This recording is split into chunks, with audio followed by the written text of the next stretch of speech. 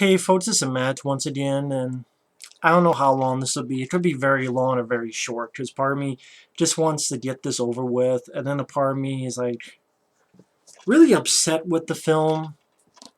They came, they saw, they changed their minds, and they blew my ass away. This is a big, gigantic fart. It stinks! That's right, it stinks! It's not one of the worst movies ever. It's not even one of the worst John Candy films. I mean, I don't like this film, but sadly, I would rather watch this than Volunteers. And I would rather watch this than It Seemed Like a Good Idea at the Time or Deadly Companion, aka Double Negative. But there are plenty of other better, great, solid John Candy films, and this was a sad way for his career to end. This and Canadian Bacon, which this was the last film John Candy was in, but Canadian Bacon, which was made before this, got delayed. And so while this came out in 94, Canadian Bacon came out in 95. So, and I think both those movies suck. I think Canadian Bacon sucks. I think this sucks. Honestly, I'd probably put this over Canadian Bacon, because Canadian Bacon, I can't stand... I don't like Michael Moore. I like Roger and Me, that's it. And his bullshit's even in Canadian Bacon.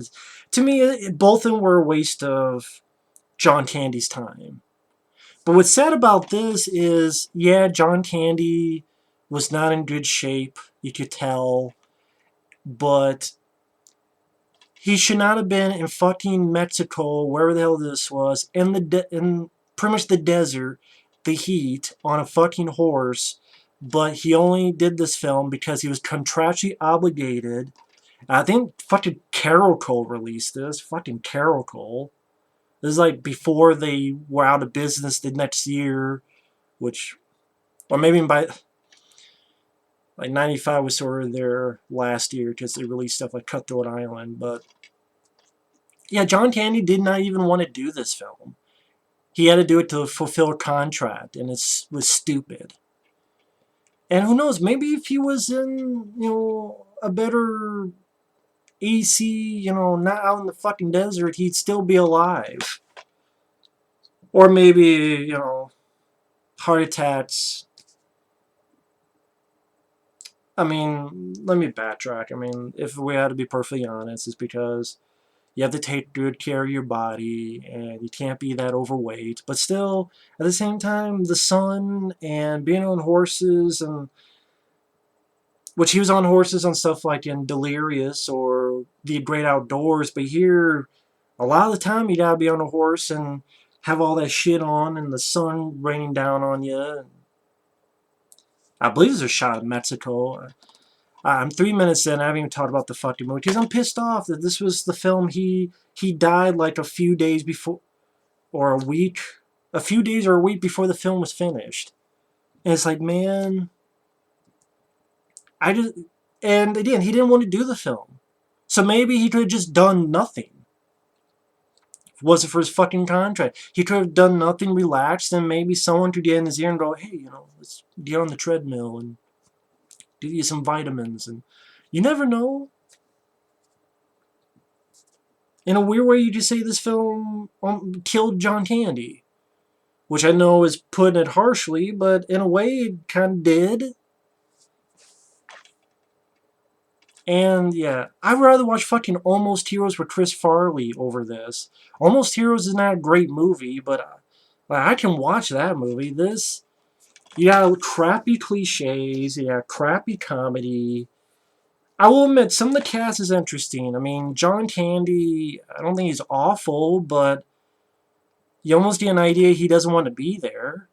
Richard Lewis, I never minded him as an actor. Some people just don't care for his shtick. I never minded Richard Lewis. You have John C. McGinley, you got Robert Picardo, this guy named Ed Lauder, who I remember from films like Death Wish 3. I think it's Gaylord Sartain. It was a guy who was in a lot of the early Ernest P. Worrell movies, the Jim Varney films, the Ernest movies. He was also in, he was the bad guy in The Patriot with Steven Seagal. I forgot his name, but he has an appearance. So I'm like, there's some recognizable people in the cast. I'm like, okay, cool. William Sanderson, if you ever remember the TV show Newhart, he's the guy that's like, hey, this is my brother Daryl, this is my other brother Daryl. He was also in Blade Runner. William Sanderson, he's one of those guys that if you don't know him, if you find a picture of him, maybe you'd be like, oh, I recognize him in some movies.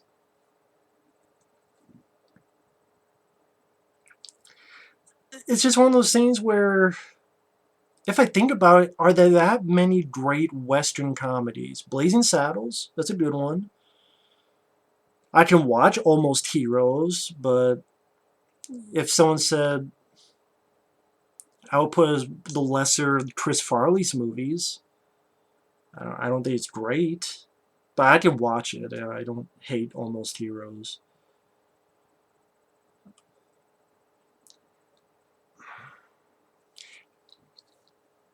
Let's just get into the film. Yeah, this town called Prosperity, and Robert Picardo, who was in many Joe Dante films like Inner Space and The Howling, he's a banker who gets robbed again and he quits. John C. McGinley, John C. McGinley, who he was in Highlander 2, he was in another Steven Seagal film as a bad guy on Deadly Ground. He's a guy that Steven Seagal hits and pushes in the helicopter blade. And he's another one of those character actors that, hey, I recognize that guy. He plays this very flamboyant, gay bookseller, very fey, on the nose, so much that's blocking your fucking view of vision. And it's like, hey, how's it going? Well, that's more like California, but like Valley Girl thing. But it's like, oh, hey, how's it going? You know, you like a book? And of course, the guy buys the book, not because he wants to read, but to use his toilet paper to wipe his ass. Richard Lewis, his cows have been stolen, and this guy doesn't like the fact he's saying that. And hey, let's draw. And Richard Lewis runs away. A bunch of them get into a bar. You have another woman who's a mail order bride, and apparently all these people help pay for her, and she's upset. They all go to a bar. William Sanderson, he's a guy who I remember something, but I don't remember something. That's his whole thing. I remember, but I don't remember. This actor, Lachlan Monroe, he's been in quite a few films. He was in Scary Movie, the first one. He was in Freddy vs. Jason. He's the cop that Jason takes and electrocutes on this panel in Freddy vs. Jason. He was sort of the, I forgot his character's name in the first Scary Movie. He's another guy that's been. That's the thing. A lot of these people, it's like I recognize that guy. He's been in some stuff. It's like one of those movies. And like, hey, let's head back east. You know, fuck the West. The West sucks. Let's head back east.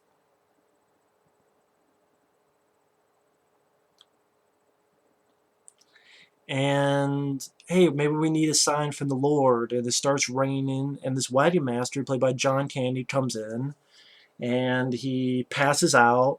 Then they give him this drink, and he's drinking heavily. And John Candy, you tell he was not. I mean, John Candy's been a big guy, but by this point, he was really big, and he just didn't seem like he was.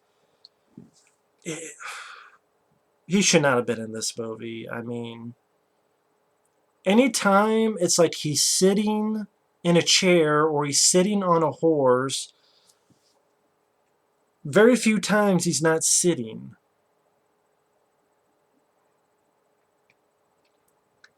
And maybe that'd be, some warning bells when you have to do that. And again, John Candy had no choice. He had to do that under contract.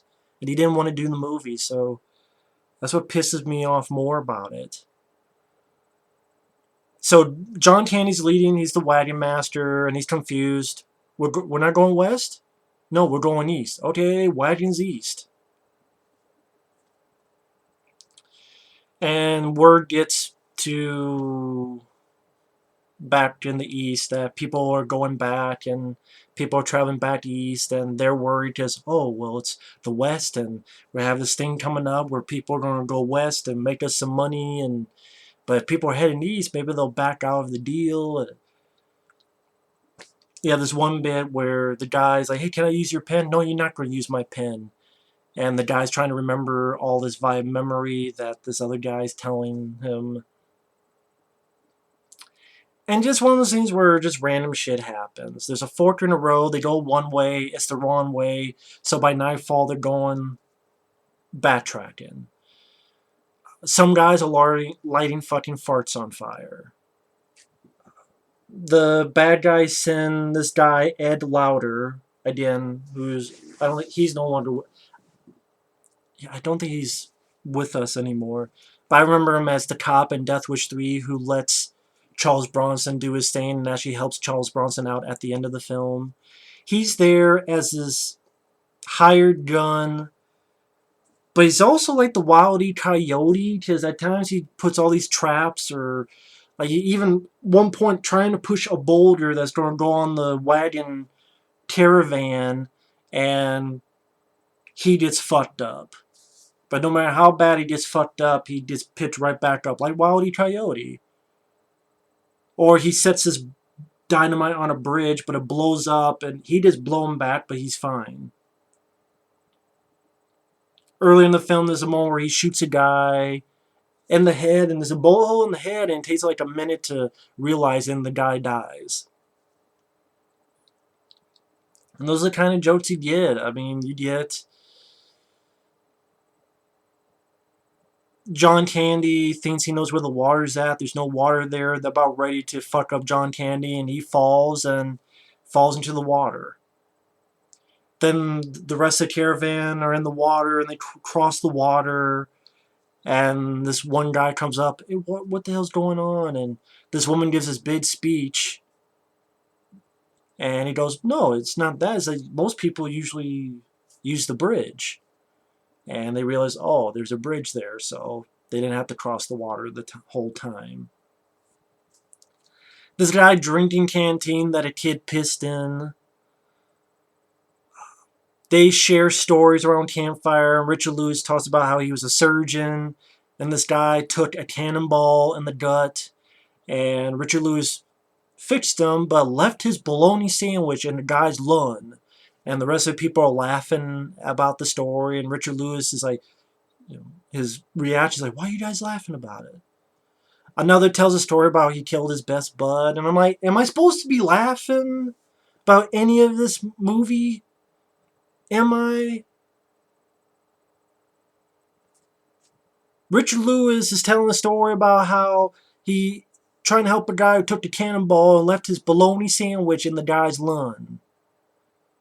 Or they travel through Native American country, and they stop, and they actually stop in the middle of the camp, and the Native Americans let them go because they're going east. John Candy gives one of them a gun, and the Native American gets excited and shoots it in the air. And one guy who's tied up with, I forget what it's called, when each of your appendages are tied to the horses. You don't see it, but you get the idea he got killed. Because that's funny. Yes. And there's more people joining them to go out west. You have some of these sub-stories that they don't even need to be in the flick. Like the Mail Order Bride, she didn't need to be in the film because she takes up space, and then Lachlan Monroe is just this young guy, and at one point they're bathing, and John C. McGinley, because he's gay, is they have to bathe each other, and Lachlan Monroe's like, oh, you looks like you saw a mermaid or something. Usually when it's cold water, it shouldn't get like that. Why the pisses me off even more. This pretty much killed John Candy. People are like, oh, you stop saying that. But it's fucking true if you think about it for 5 seconds. John Candy didn't want it. Well, technically his obesity killed him. That's what's sad. But This film didn't fucking help. Granted, it's his choice when, but... Well, it was his choice to do the film, but obesity, getting in shape, exercise, I know I should stop saying it, but it just pisses me off in two ways. I miss this guy. He was such a nice guy. In interviews I've seen, anyone who ever knew him said he was the nicest guy. He dies at 40-some fucking years old, which is way too fucking young. And I'll be blunt too. There are some assholes and jerk-off fuckface pieces of trash that are still with us. I'm not talking about because they made a bad movie. I'm talking about they are horrible human beings that did horrible stuff to other people. Like murder and rape, and they're out there and they're fucking still doing whatever out there. But this guy had to pass away so young. And then to leave on with a shitty movie like this is even more depressing.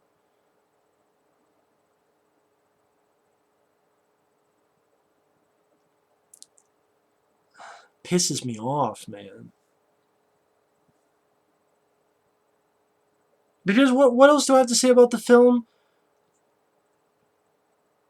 There's one moment where you have this woman who is a hooker who joined them, and she's trying to have some lovey-dovey stuff with John Candy. And John Candy at one point gets hit on the head and hit in the nuts and into the wagon.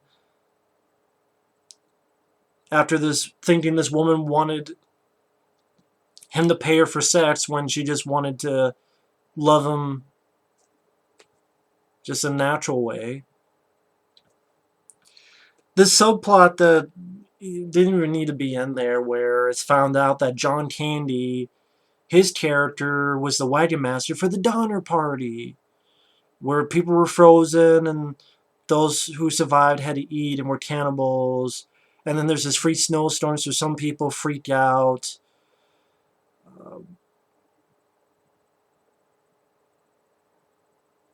At one point, the Ed Lauder character has been doing some wildy coyote stuff. Finally just goes up, captures and ties them up at gunpoint. And the flamboyantly gay John C. McGinley, he's actually a good gunfighter, and does this warning gut shot. And then shoots Ed Lauder like 11 times in the shape of a heart. And then John C. McGinley goes, "Happy Valentine's Day." So Ed Lauder's the hired gunman's out of the picture. That's when Robert Picardo tells everyone that John Candy led the Donner Party, and people are mad at him, and John Candy leaves. The cavalry then come up to the wagon train and tells them, "Stop or we'll kill you." One guy gets shot in the leg. Richard Lewis does surgery on the guy's leg, but ends up killing the guy. He's like, "Oh my God, I got the bullet out." But the guy's dead. And then, because John Candy died before the film was finished, this really awkward sequence where you had to do some exposition of how does John Candy go from here back to the wagon train. And I don't know what they were going to shoot, because what they had to do was literally reuse a shot from earlier.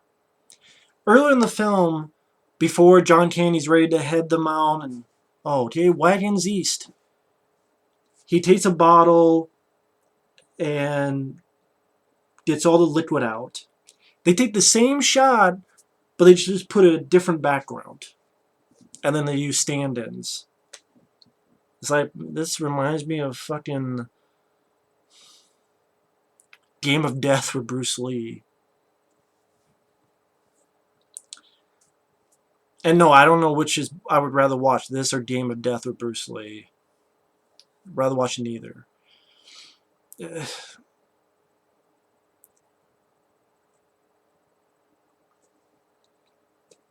I didn't mind this one guy who was the lead general of the cavalry. I forget the actor's name. It was Charles Rocket. I think he was one of the bad guys in Dumb and Dumber. And not the big guy who, but like the guy at the end of the film, is like, who has a gun and Harry and Lloyd and gets arrested at the end. I think that's Charles Rocket, that guy at the very end, the bad guy at the end of Dumb and Dumber. But he has this kind of weird accent, and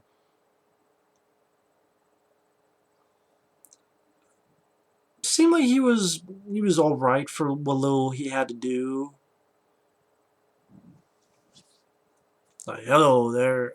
I can't mimic it right, but John Candy arrives and calls out the general and his subordinates like, hey, it's, a Western thing. You guys have to fight now. And they have this long fist fight that's so long that everyone else gets bored, and they're cooking up dinner and have tennis, and a person gives birth. John Candy wins. They go off, and they pretty much go off, and John C. McGinley, he leaves with one of the Native Americans to San Francisco, because he's gay, and pretty much is John Candy leading Richard Lewis and Robert Picardo and this other people out towards the east, and then the movie ends with a fucking in memory of John Candy, and I just remember this. This is from the same director who did Bat 21 with Gene Hackman and Danny Glover, which is actually a pretty good film. Pretty decent film, Bat 21. Don't know what it is, look up the trailer. And the same director did this piece of shit. It's not really that funny. It's fairly boring. The characters suck. A lot of cliches you see everywhere. It feels way too long at an hour and 47 minutes. These two are together, but it's not like they have a lot of back and forth together. It's not like you would see with Tom Hanks and John Candy and Splash, or John Candy and Steve Martin and Planes, Trains, Automobiles. Like, these two guys barely share conversations together. A lot of stuff, like I said, Lachlan Monroe and the Mail Order Bride and them getting together, none of that should have been in the film because it brought nothing to the table but fucking filler. Cut all that shit out to make the film even shorter. I can't really remember any jokes that truly made me chuckle, let alone laugh. It's just a lame Western that, if you want to see this shit done better, you just see Blazing Saddles. And it was a waste of talent, especially a waste of John Candy's talent. John Candy, the more I think about what did he really do in the film? He was on a horse. He said some dialogue. He did that one little, or maybe a stunt double. Did that little pratfalls, like when he falls into the water when they think there's no water, or when he's hit in the nuts and his body flies into a cabin when the woman who's a hooker and John Candy thinks he's got to pay, and she's like, no, I want you, love you for, real love, and she gets mad at him. And that little fist fight at the end, but you didn't even need John Candy for this. You could have gotten fucking anybody. It was a bad script, cliche characters. Like Robert Picardo, I don't mind him as an actor, but there's really nothing to his character except he was a complainer. That's really it. He was a complainer. Richard Lewis, I don't mind him, but he doesn't work. I don't mind him as an actor, but he's one of those guys that you put in the background, like the fifth on the call sheet. I don't think he's a guy that's a leading man material, because he just doesn't have that charisma, or he doesn't have that energy to be a lead. But again, I don't mind Richard Lewis, but there's a reason why he doesn't star in too many movies. I think he starred in a TV show, with, I believe, Helen Hunt. I could be wrong. Or someone else. I vaguely remember the show. But movie-wise, you don't see a lot of Richard Lewis starring in movies. There's a reason for that. But I don't mind him as an actor. He just... But at the end of the day, this is a bad script. It felt overlong. Some bullshit, crude humor. Hey, the guy pissed in the canteen, so he drinks the kid's piss in the canteen, thinking it's water. Or people lighting their farts on fire. Or fucking the flamboyant... Why can't I say that word right? Flamboyantly gay John C. McGinley hit you on the head with a fucking electric guitar. Do you get it? He's gay. I'm like, yeah, I get it. Wasn't funny the first time.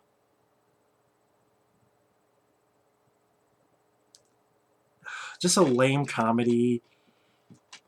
See, this took so long for me to do this review because really, when I put these reviews up, it's like me gathering my thoughts. And sort of honest thoughts, too. Rambling thoughts. And this is just to show you the frustration on my face, the inflection of frustration in my voice. The fact that John Candy died while making this film, and it was a film he didn't want to fucking do, and it was contractually obligated. And I can see why John Candy didn't want to do this. A, health reasons, and B, because it seemed like a shitty fucking script. So, Wagons East can fucking meet my south end and stick it up my ass. Fuck this flick.